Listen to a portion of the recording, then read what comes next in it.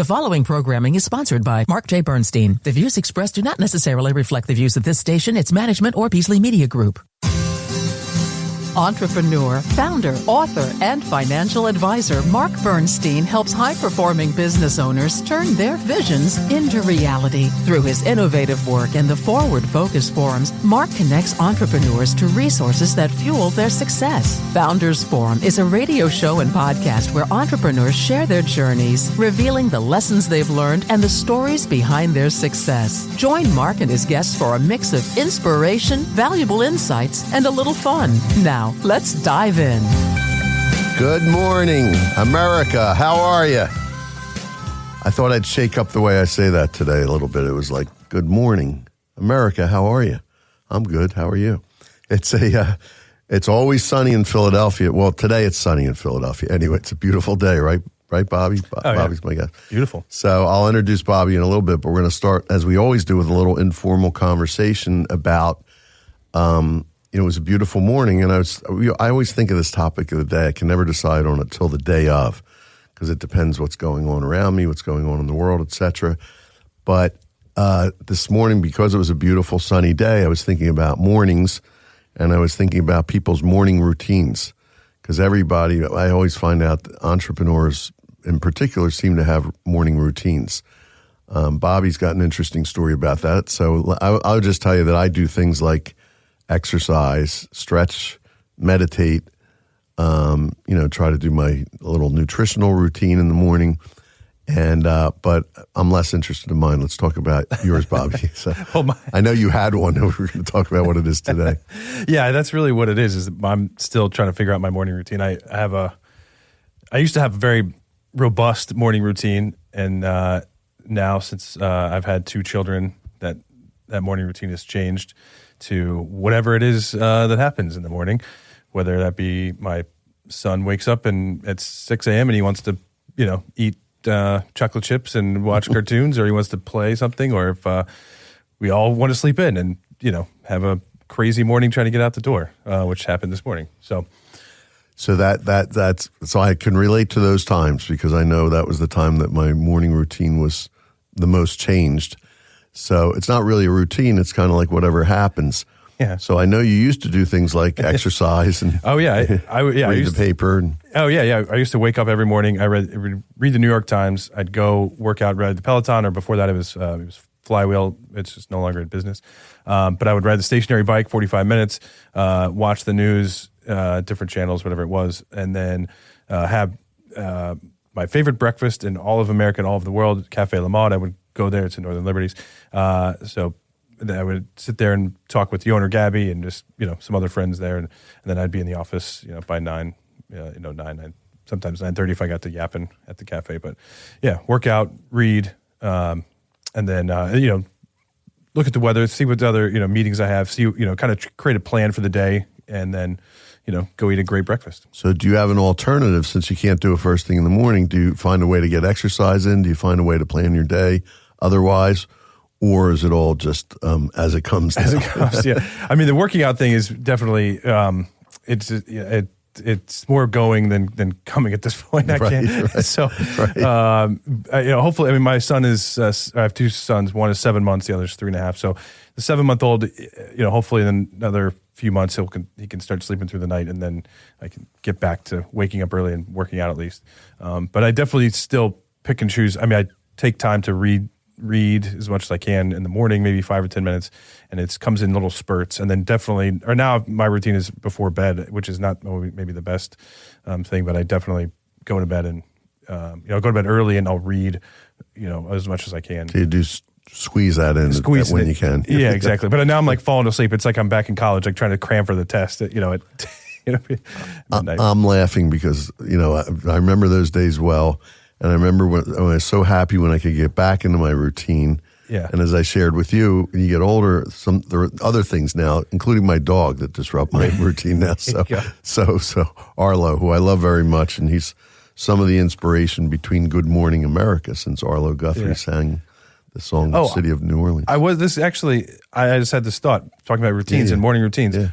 And this maybe has something to do. One of my main clients, Wawa, we just did a commercial about it's called Mornings, and it's about your morning routine, going to Wawa, getting your cup of coffee. Oh, cool. And doing all that stuff. So, yeah, sorry. Harmless plug, but shameless. Well, that's actually a great way to work right into your introduction, because we mentioned Wawa in there. And in Philadelphia, everyone knows what Wawa is, but not everybody listening may know that. So I'll explain that in a second. But Bobby Reed is the founder and executive producer of Loaded Pixel. Great name, a full-service video production company based in Philadelphia. With over 20 years of experience in live sports, branded content, and commercial campaigns, Bobby has worked across everything from Super Bowl broadcasts to food spots and then also for beloved brands such as Wawa. So Wawa is like a convenience store that in Philadelphia, everybody knows it. Now, Florida, everybody knows it. And along the East Coast, they're starting to know it. Oh, yeah. And pretty soon it'll be national. So it's if you don't know Wawa, it's coming to your town soon, most likely. And by the way, so I haven't finished, but so Bobby is known for combining creative instincts with production savvy. He's built a company that moves fast, thinks big, and skips the unnecessary layers. I love that. Whether he's directing behind the camera or guiding clients through the creative process, Bobby's all about turning ideas into visuals that hit. What a great, exciting kind of business. So, Bobby, I don't want to give it away but I know you were sort of meant to do what you're doing. So you tell us how that all started and how you got to where you are today with your pretty successful business. Thanks. Yeah. I had a teacher, an English teacher, no less, and I'm still not a great writer, who wanted to get me into, he was starting a audiovisual class in high school, and he said, as a junior, you can get into this senior-only program, and I said, that sounds good to me, and then from that moment, he handed me a camera, and I fell in love with, making stuff, and I played sports my whole life, and I knew I had to combine sports and video production, and that was it. There was no other option for me, really. And so my entire focus from the age of 15, and by the way, I still talk to this high school teacher that I have. He's like 80-some years old now. He's awesome. Oh, nice. That's great. Yeah, it's cool. He's really great. So he's definitely a mentor in your life. Yeah, and mentorship is definitely something that everyone should have. Yep. So, it took me years to track him down, by the way. And but anyway, yeah, so it was my sole focus from 15 to get into video and film production. And if I could somehow, marry that with sports, that was the only option. I didn't have it. There was no other plan. I didn't there was, no business school, no nothing. It was just, make stuff in sports. That's really it. So 2 quick comments. One is mention Super Bowl broadcasts. So Bobby's worked at multiple Super Bowls, Olympics, Wimbledon, U.S. Opens, NBA Finals, All-Star games. So very, very cool and exciting. I think people love to hear about that. Yeah, it's I'm fun at parties. People, but usually with the guys, right? Right. Like sure. The girls don't really care. Could care less. Right, exactly. But the guys without stereotyping. Of course. Sure. Yeah, I will say there are plenty of women who find it interesting and ask me more questions than the guys. The guys sometimes get shy. They're like they don't know how to. Sometimes ask me because they think it's too scary. By the way, I said this morning to you in prep. You're what I call a river person. Yeah. And the great broadcaster Earl Nightingale, who did a lot of kind of self-improvement growth things later in his life. I used to listen to a lot of his tapes. This tells you how old they were. We used to listen to tapes in the car. Yeah. But I remember one very specifically, and I've never forgotten this, that he said there's basically, when it comes to motivation, there's 2 types of people. One are river people, and like you're drawn to the river, like you're drawn to something and you're going to do that no matter what. There's nothing stopping you. And the other is a goals person. So you're a river person and I'm a goals person. I used the example I was telling Bobby about it of Bruce Springsteen, who actually has an album called The River. But lately he's been talking a lot about his life and his career, and he talked about there was no other option. Like I was going to be this or I was going to die, because I had no other skills. Yeah. I had no other interests. That was going to be it. Right. So that's a river person. So you're a river person. That is me. Yeah. The Mississippi, whatever, the Schuylkill, whatever you want to call me. Right. And I, on the other hand, I went to college for music because I loved music. Yeah. And I went to law school and became a lawyer for a while. And then I was drawn eventually to financial planning, which means I could have been happy doing a lot of things, but I found something I really liked and I had a vision about it. So I was driven by the goals more so than the particular thing I was doing. And now it's gotten to be really a mission as to what I'm building for probably the final time. and it's very, and that's what motivates me. So in the end, we kind of are driven by some of the same things, but how we got there is different. Sure. Which I think is an interesting way to think about that whole topic. Yeah, sure. So, okay, so now we know why you got into what you did. How and when did you start the business? And tell me about that. Yeah, so when I moved to Philadelphia in 2009, I'm from Colorado, so I don't have the accent, I guess, that most people would assume I do. Except that you say Colorado. Okay, right. They usually say Colorado. Right. But my wife, plenty of other people think I have an accent. Anyway. My son lives in Colorado. Beautiful. Colorado, I should say. There you go. Right, yeah. It's a beautiful place. Yeah, it sure is. I love it. So when I moved here, I knew no one. I didn't know anybody, and I was just hustling for work, and I signed up for this tutor website where I was going to tutor kids and or young people in video film production. That's all I know and knew.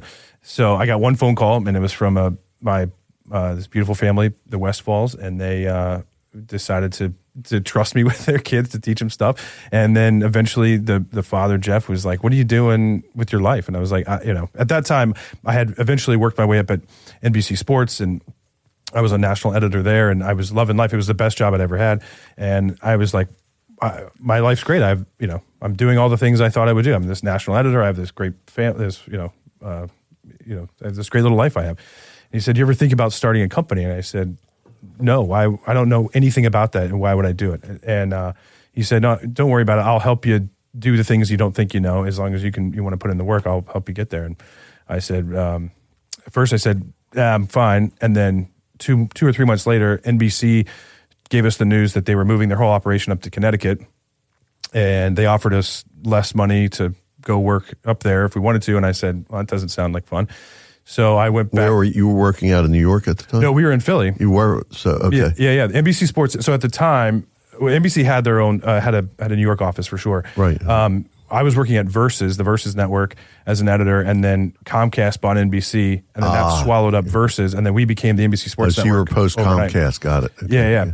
So we were, so I had this decision to make. Do I want to move to Connecticut to make less money and do this whole, song and dance with a bunch of, in a big corporate, conglomerate, or I could go talk to this guy Jeff about maybe starting a company. And I had dinner with him one night, and he was like, "Yeah, let's do it." And so that was the genesis. He he kind of gave me the stepping stones on how to do it. So that's interesting. Again, this river goals thing, because a lot of the people on the show, they say, I say, "Well, how did you become an entrepreneur?" And they say, "Oh, well, my parents were, or my grandparents were." And I've met, especially women that they didn't really have it in their family, but they just start setting up shop. I had a woman on recently that when she was 5 years old, she decided to go in the hanger business. She took all the hangers out of her house and she put it out on the street, and she was selling them for a nickel a piece. And her grandparents found out, and better tell parents what she did. So they called her father. Yeah. And her father, who admired the fact that she was being entrepreneurial, said, "I'll tell you what, I'll buy all the hangers, and then if you'll put them all away back where you got them."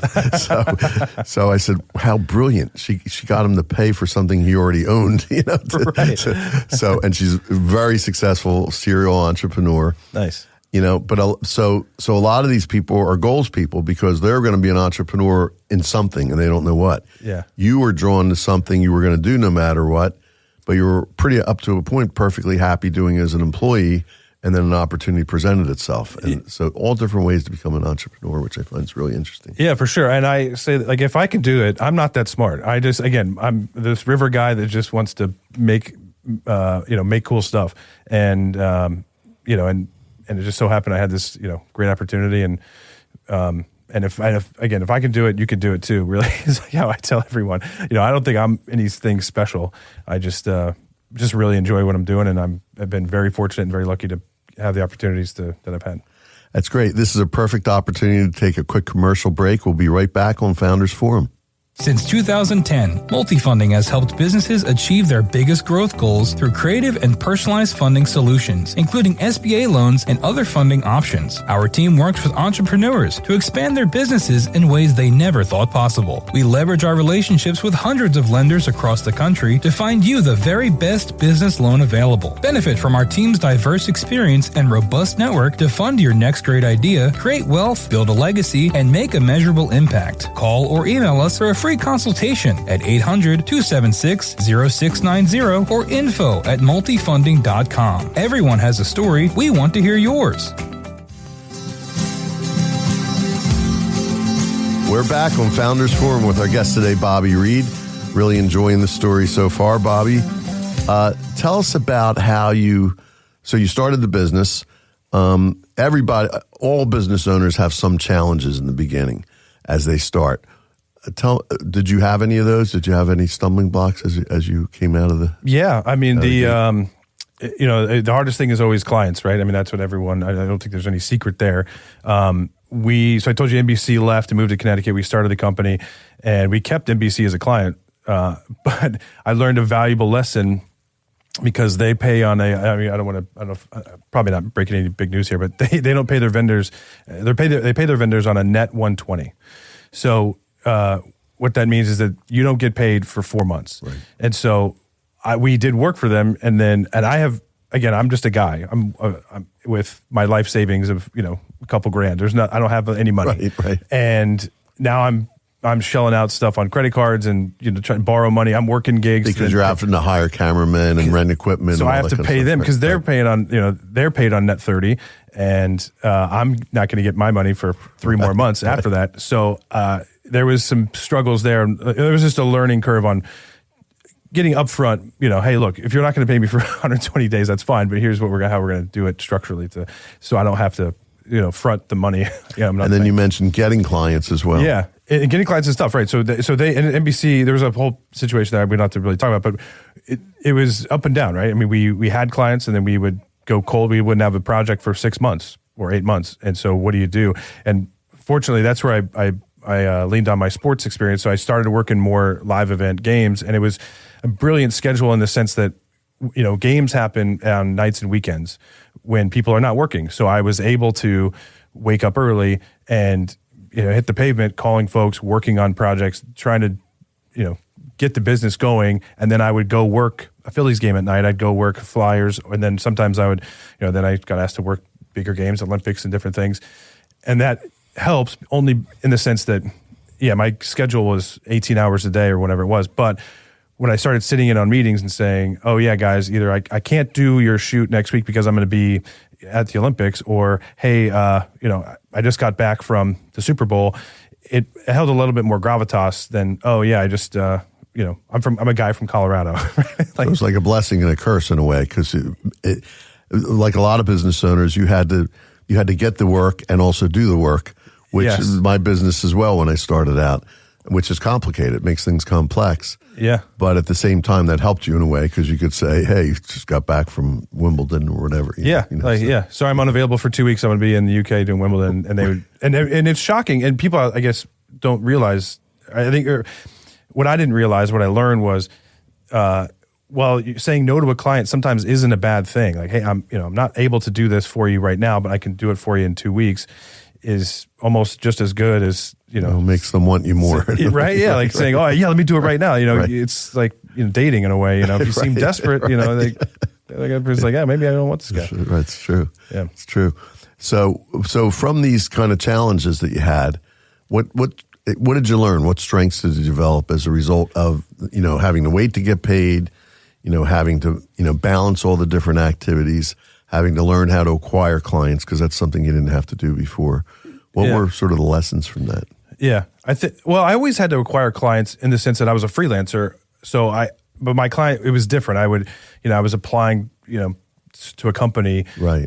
Multiple companies, or I had to work with different producers, and And I assume once you had a regular customer, and like when you were at NBC Sports, it just becomes it's not as tough of a client acquisition process. It becomes right. They refer you to other people, and it's a little easier. But it's a smaller, it's a smaller network, and you only have so much time in the day, and you're running your own business, but you're you're everything. You can only make as much money as you have time in the day, right, and as many days there are in the year. Right. So there's no passive income really, right?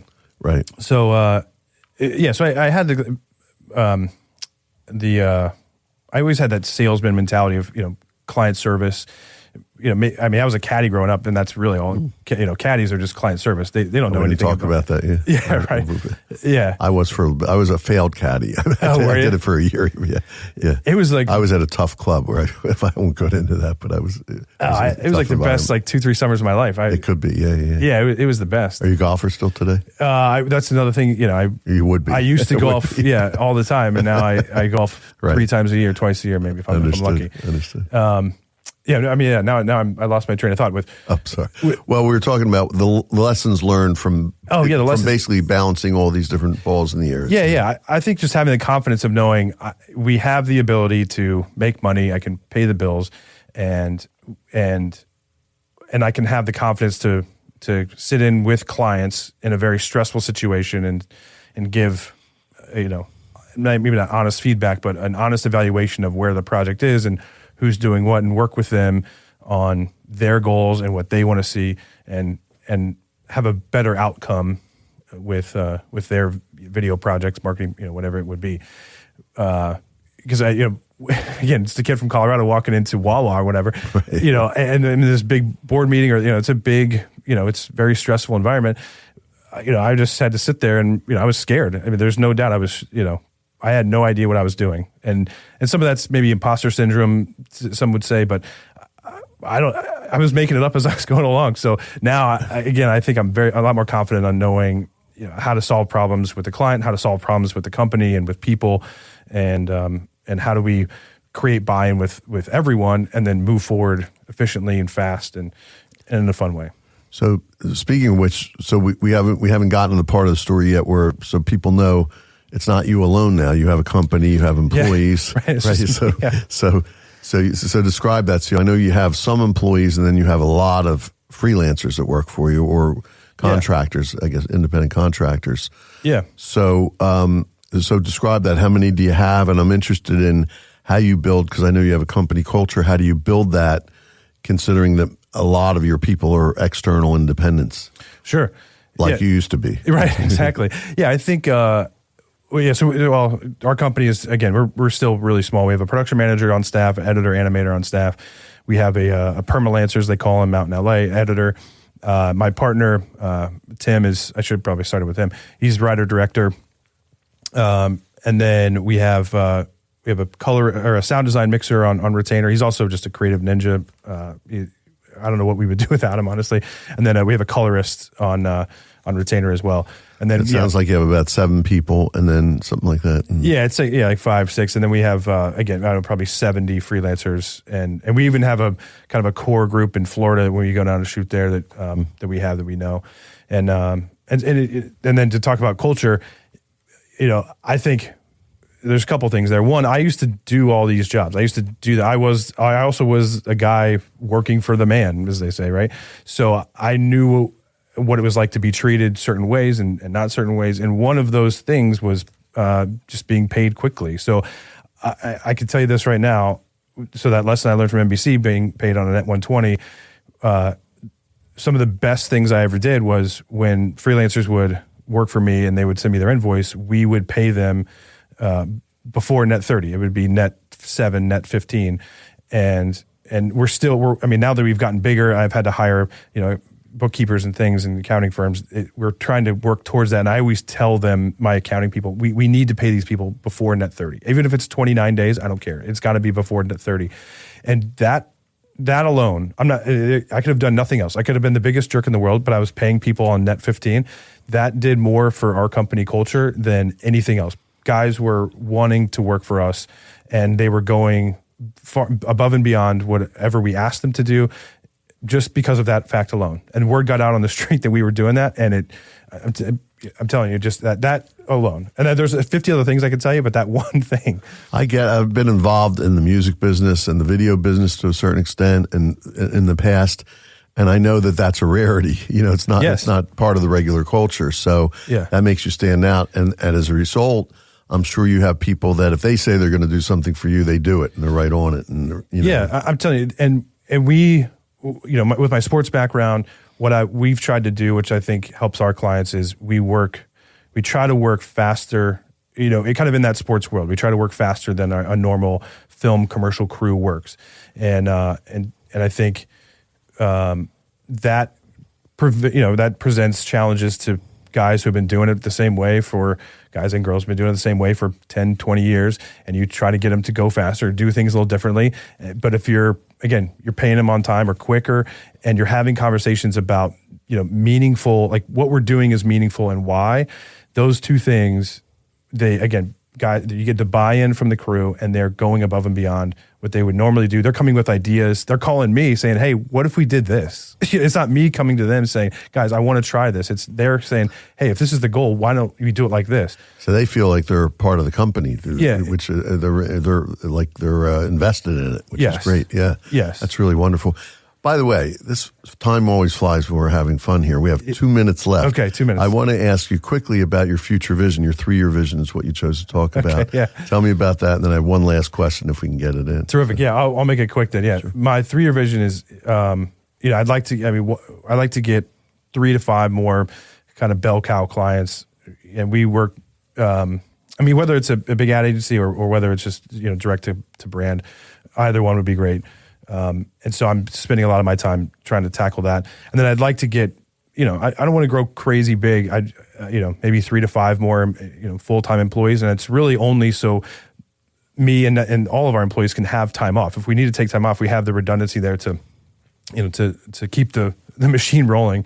And then, the revenue, everyone talks about revenue goals. Sure, I can give you a number, 1 million, 10, 100 million, whatever. It doesn't matter to me. What I want is just the comfortability of knowing that we're taking care of our clients, and everyone's, again, bought in. There's meaning in the work, and, we can take a vacation and nobody is worried about that. But growth is obviously part of the plan. Oh, for sure. You're just not fixed on the numbers as such. No, the number to me is the game. It's like the score. But whether we double in revenue or triple or what, that stuff comes. That's another thing I've learned. That will come. It's the doing of the work. It's the product that matters the most. Right. Focused on delivering quality work. Yeah. One quick thing. You have a few closing questions, but we may only have time for one. Sure. You're a video guy. What are you watching these days? Because I know you don't have much time to read. So. No, yeah. I'm telling you right now, The Studio on Apple TV is maybe the best show I've ever seen. I've been in tears crying. The second episode, called The Oneer, will give you... Of what show? Of The Studio. Oh, The Studio. I'm watching that too. It's a great the best. Show. It's a great, especially in your business. Yeah, it is. I feel like some of it's too inside baseball sometimes, but it's a great show. Thanks. That's one of my favorites as well. Now and we didn't talk about that before. Anyway, I think that's all the time we have today. So we appreciate you all being here on Founders Forum today, and we look forward to speaking with you again next week. Thanks, Bobby, for being here. Hey, great to be here. Thanks for having me.